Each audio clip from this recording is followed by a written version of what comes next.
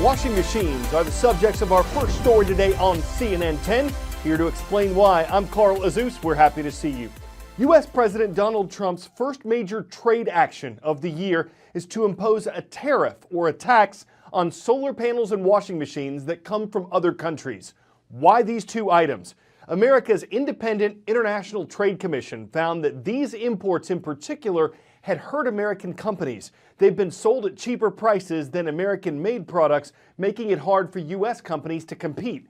So the Trump administration is placing a temporary tariff of 30% on imported solar panels and a tariff of 20% on large home washing machines. This will raise the cost of these imports to Americans and encourage them to buy panels and machines that are made in the U.S. instead. The taxes will be in place for 3 years and then be reduced after that. As a presidential candidate, Donald Trump had promised to reduce America's trade deficits. And a U.S. trade representative says the tariffs make it clear that the Trump administration will defend American businesses. Reactions to the decision were mixed. Whirlpool, an American company that makes washing machines and other appliances, says it plans to hire hundreds more people and create new manufacturing jobs. But Samsung, a company based in South Korea, says the tariffs will cause people to have to pay more for washing machines.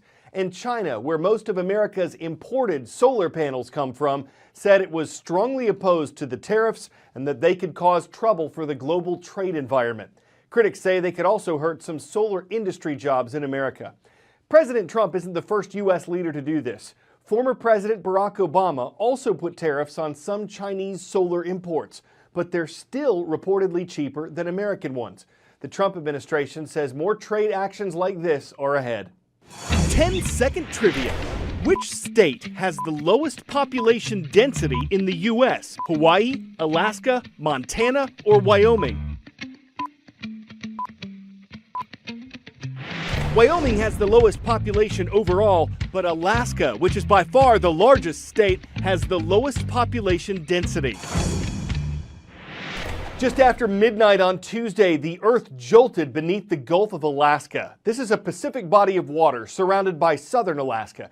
The earthquake that hit there was powerful, magnitude 7.9. The U.S. Geological Survey says only about 3 quakes that strong hit the Earth in an average year.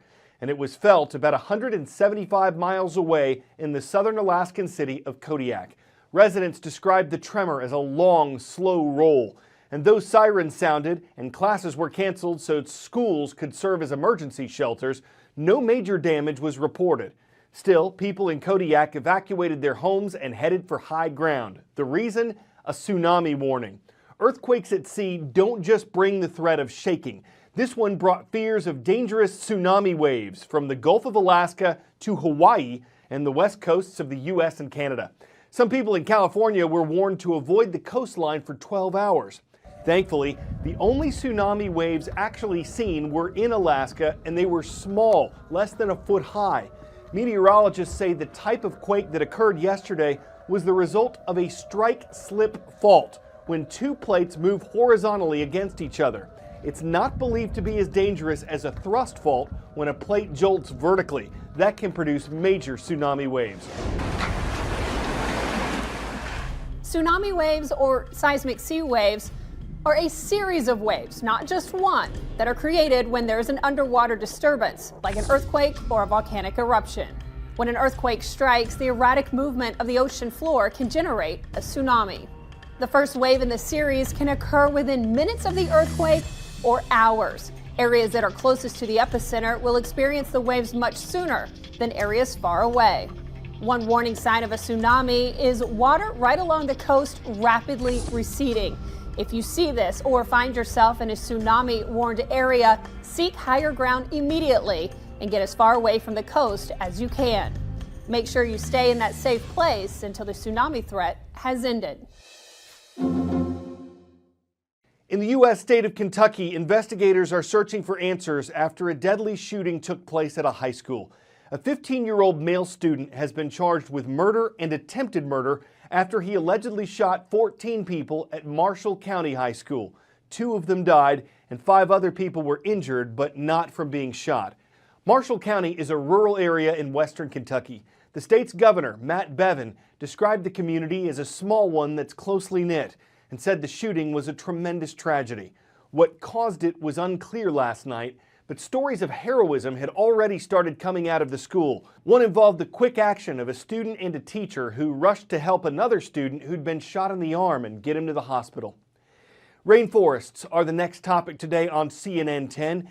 They're found in places with a lot of rainfall, heat, and humidity. They cover about 6% of the land surface on Earth, but some estimates suggest they used to cover twice that, but have been dramatically reduced by deforestation, cutting them down for human use like wood, farmland, or mining. On the other hand, you could describe what's taking place in part of southwest India as reforestation.